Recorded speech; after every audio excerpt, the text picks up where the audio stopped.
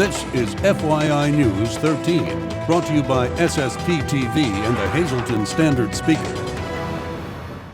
For your information, Mark Ketcher from the Standard Speaker joins the show to talk about the Broad Street Corridor project in Hazleton as it nears completion. Welcome to the weekend and FYI weekend. I'm Ken Cara. It's good to see everyone.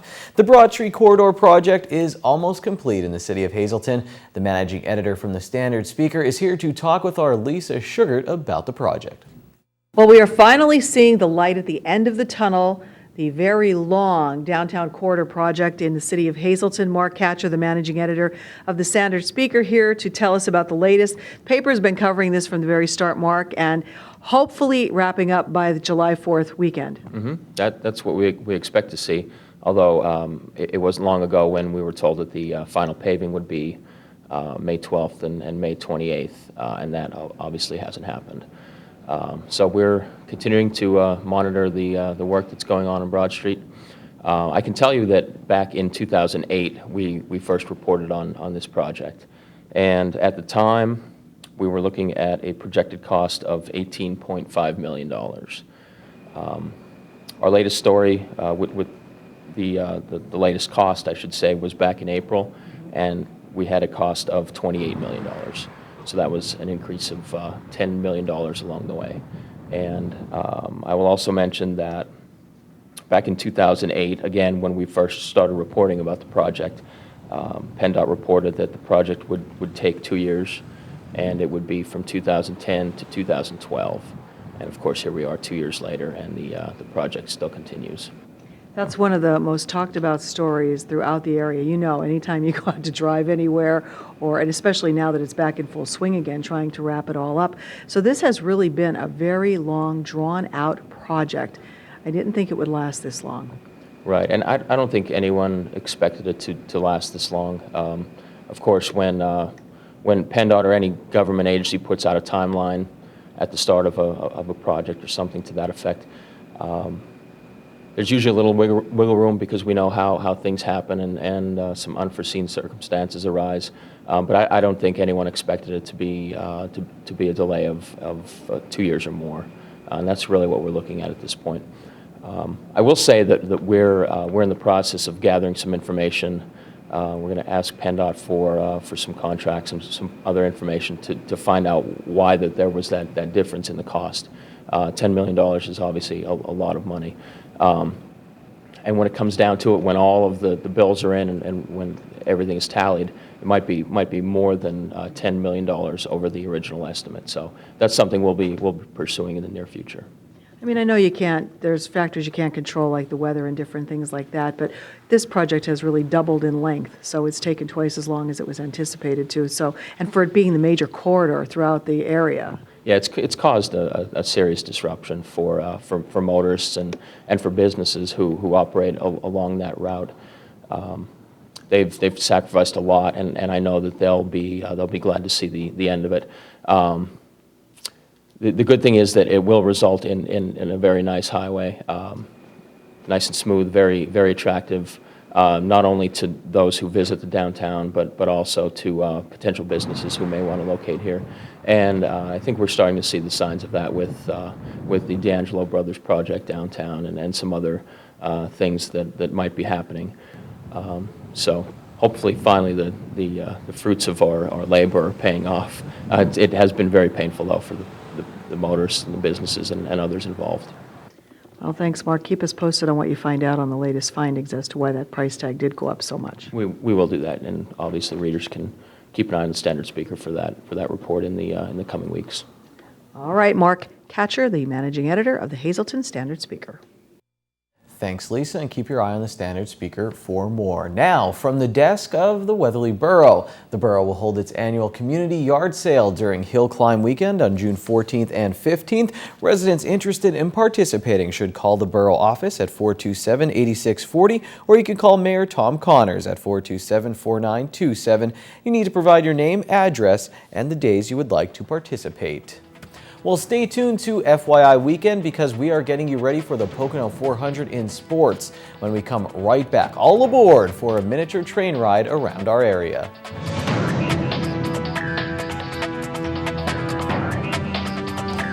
It's time for Movie Minute right here on News 13, your weekly look at what's playing at Regal Cinema 10 just outside the Laurel Mall. 2 new releases this weekend including Edge of Tomorrow, rated PG-13. Tom Cruise stars as a soldier who lives out the last day of his life over and over again in this Warner Brothers sci-fi production from director Doug Liman. And also opening this weekend, The Fault in Our Stars, based on the best-selling novel by author John Green. This romantic drama tells the story of a couple who fall hopelessly in love after meeting in a cancer support group and experience a whirlwind romance that teaches them both what it means to feel truly alive. Still playing X-Men Days of Future Past, The Amazing Spider-Man 2, Neighbors, Blended, and A Million Ways to Die in the West.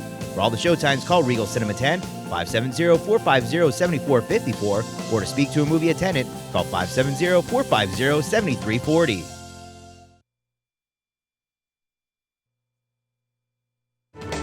This is FYI News 13, brought to you by SSPTV and the Hazleton Standard Speaker.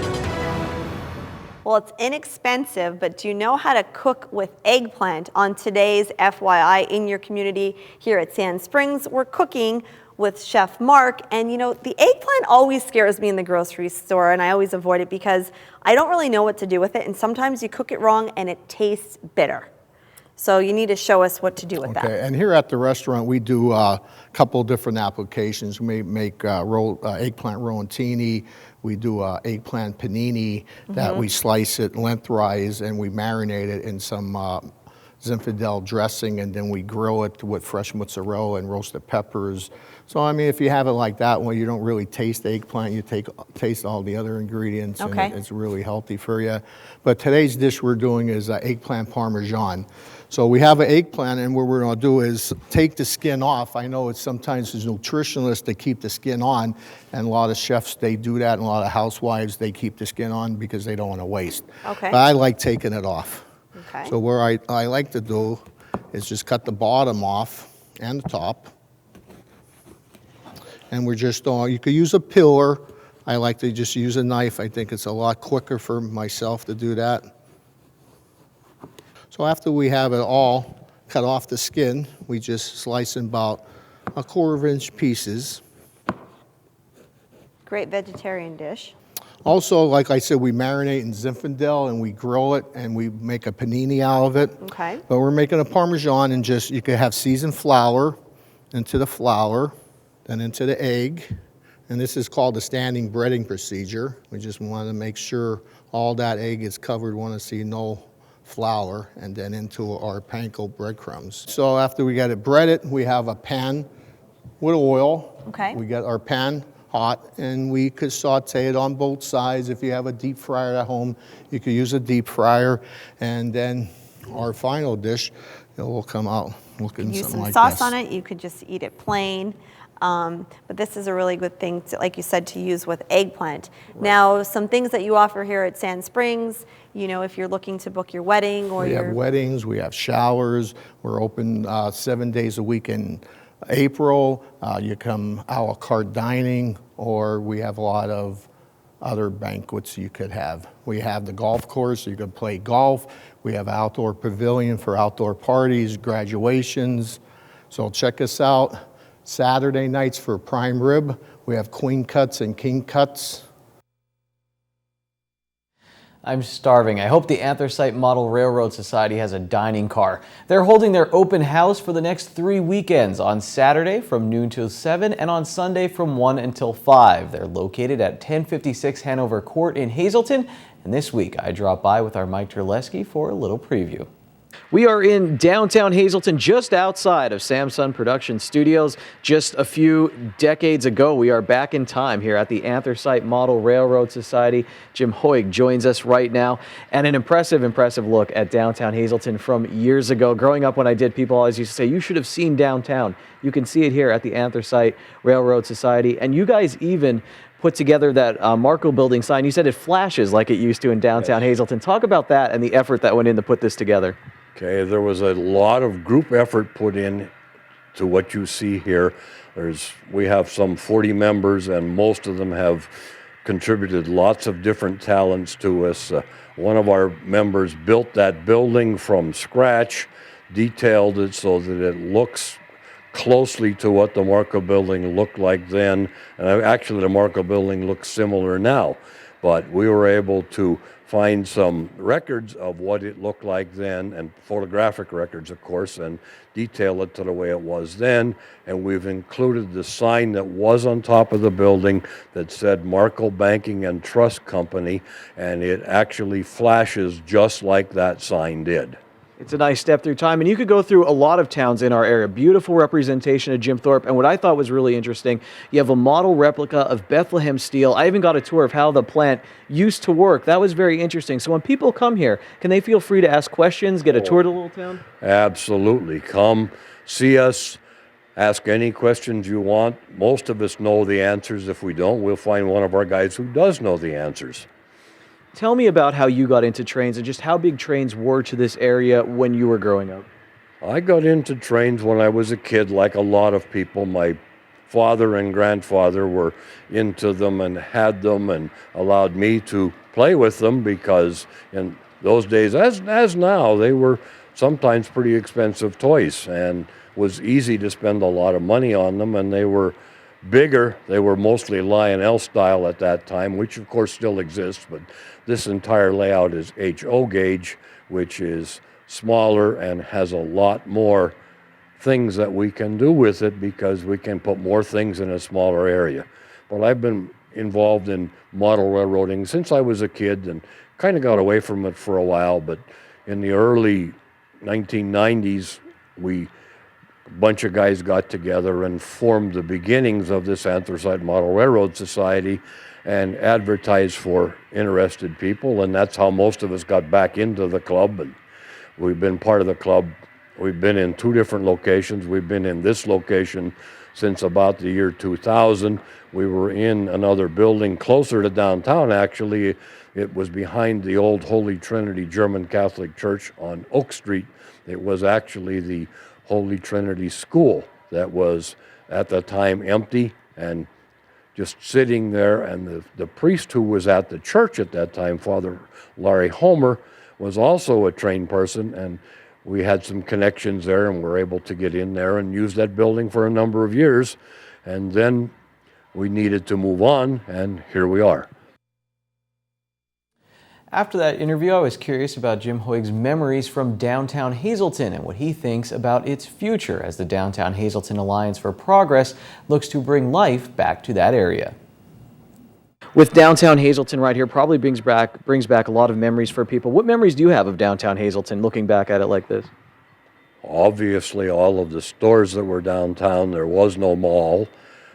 The Broad Street Shopping Center, which is there now, came about when I was a kid, but all the stores were downtown. Everything was there. Everything you needed was there.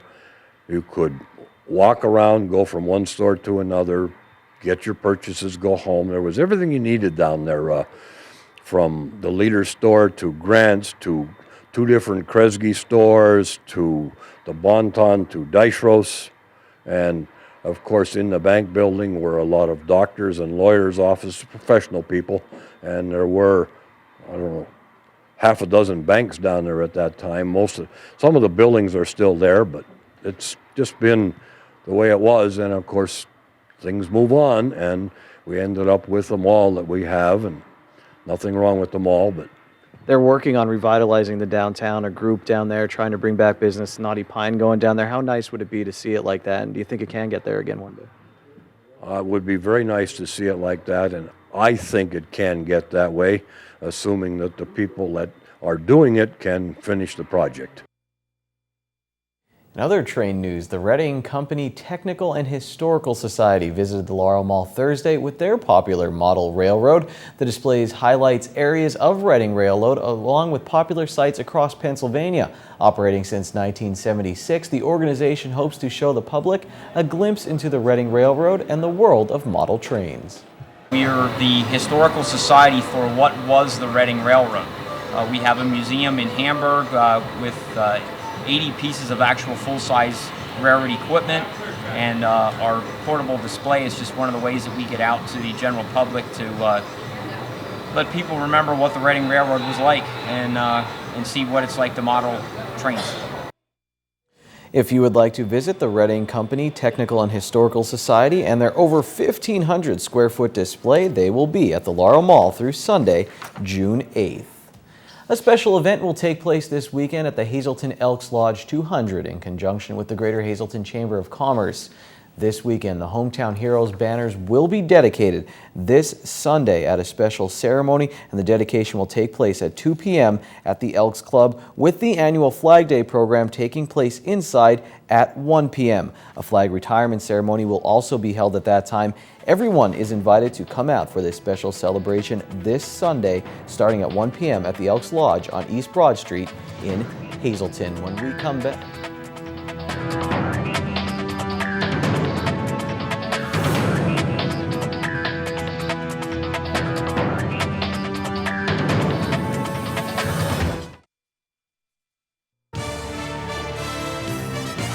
This is FYI News 13 Sports. the Pocono 400 is this weekend, so rejoice, racing fans. And today we pull into the fast lane and we'll check out what a red-hot Jimmy Johnson and points leader Matt Kenseth had to say at Media Day at the Tricky Triangle. Jimmy Johnson, who won the first Pocono race last year and took the pole for the second race, looks back at what could have been during that second race in Long Pond. Last year we had some great speed in our race cars, and really think we had an opportunity for the sweep, and unfortunately blew a tire off of turn one while having a dominant day, and taking ourselves out out of that opportunity for a win. But I still think we came back for an awesome finish with a torn up race car. So it's a new year, new rules package, so we'll have to get to work on that today, and hopefully have what we need here. The thing that brings a lot of optimism to our team is this is Chad's favorite racetrack. He loves the challenge here, trying to figure out how to get the car to go down these long straightaways and then through three much different corners. So we're excited, looking forward to it. Chad, who Johnson mentioned, is Chad Noss, his crew chief. Johnson won the past two Sprint Cup races, putting him in 4th place in points, and the wins do change some things for Johnson and his team. It changes your strategy at some racetracks. This would be one of them. We know fuel mileage is a big part of the finish of this race. Tire strategy also comes into play, and we can swing for the fences here, which make that a lot of fun. What was not fun for Johnson was what happened a few years back in Daytona. After the air conditioning situation in Game 1 of the NBA Finals, Johnson was asked what was his hottest experience in a race car. It came on a weekend when he was getting ready for a cup race and also doing a separate 6-hour race. I got behind on hydration and didn't keep up while I was in the car. We had an electrical problem that took out the drink system in the car, and I had to pit maybe 10 minutes before it was time because I couldn't push the brake pedal hard enough to get it stopped, and I missed the chicane on the backstretch. So I came to pit road, I got out of the car, and of course tried to get cooled down and have some fluids, but about an hour later I started cramping, and I actually went into a full body cramp and was stranded inside my motorhome, laying on the floor. I mean, I wish I had a picture of what I looked like. But I mean, I'm telling you, every muscle in my body locked up. And I could barely get to my phone, which was on the table, and I knocked it off. And then, I don't know if you've ever had a cramp, but try dialing a phone with, everything like it is. And Gordon was next door in his motorhome, and I called him, and he didn't answer. And when he didn't answer, I didn't know what I was going to do. And then shortly thereafter, he called back, and I just started yelling at him, get over here, get over here. And as he came in my bus, it took him about 2 or 3 minutes to stop laughing at me. And then he got me to the care center, and 3 IV bags later, I felt like myself again.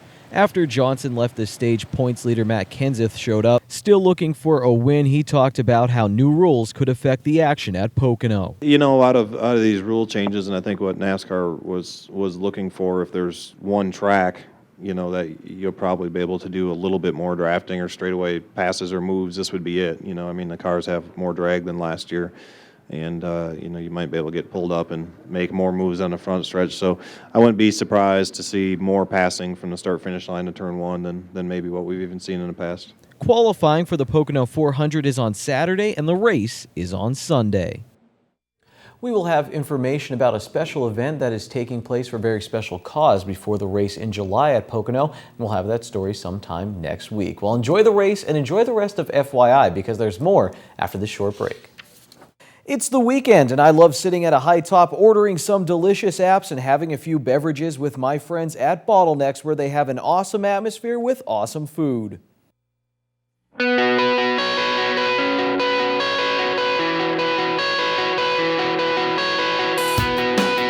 Hello again, I'm Chris at the Hazleton Animal Shelter, and here I have with me JT and Tanker. JT and Tanker are two very sweet Welsh Corgi mixes. They're approximately 4 years old and they are inseparable. Both dogs are already neutered and up to date on their shots. They have not yet been tested for heartworm or Lyme. Both these dogs came in together, and because of how similar they look, we're guessing that they're brothers. They're both very well house trained and incredibly friendly with people. Being about 4 years old, JT and Tanker here are young adults and they have long lives ahead of them. And also they're very unique because in this case we would really like to see these two dogs go to the same family, to the same adopter. If anybody has room in their home for these two sweet, lovable dogs, we would love to see them come down and fill an application out for them. Generally we don't insist that animals get adopted together, but these two are so inseparable. It would really be wonderful to see them enter the same the same forever home. Anybody who has any experience with Dachshunds, Welsh Corgis, or possibly Shelties, as we think these are the potential breeds with which they're mixed, please come down and have a look at these very friendly dogs here at the Hazleton Animal Shelter. Now let's have a look at our cats. Hello again, here I am in the female cat colony with Lily. Lily's been with us for quite some time now, at least about 1.5 years, and she's a very friendly, affectionate cat who gets along equally well with people and other animals. She seems to have a few friends here in the female colony, so I'm sure she'd do very well in any home that already has cats and possibly dogs as well. Lily's a domestic shorthair and a young adult. She's approximately 2 or 3 years old and is currently spayed and up to date on all of her shots. Lily also was tested and found negative for feline leukemia as well as FIV. Lily's not a very playful or active cat. She's more affectionate, kind of a couch potato, and just wants to relax and be by your side. So if anybody at home is interested in our cat Lily here, or in the two dogs we featured today, JT and Tanker, please come on down to 101 North Poplar Street here at the Hazleton Animal Shelter. So that's another week in the books for all of us here at FYI, but don't be so sad. We'll be back on Monday. Until then, take it easy, everyone.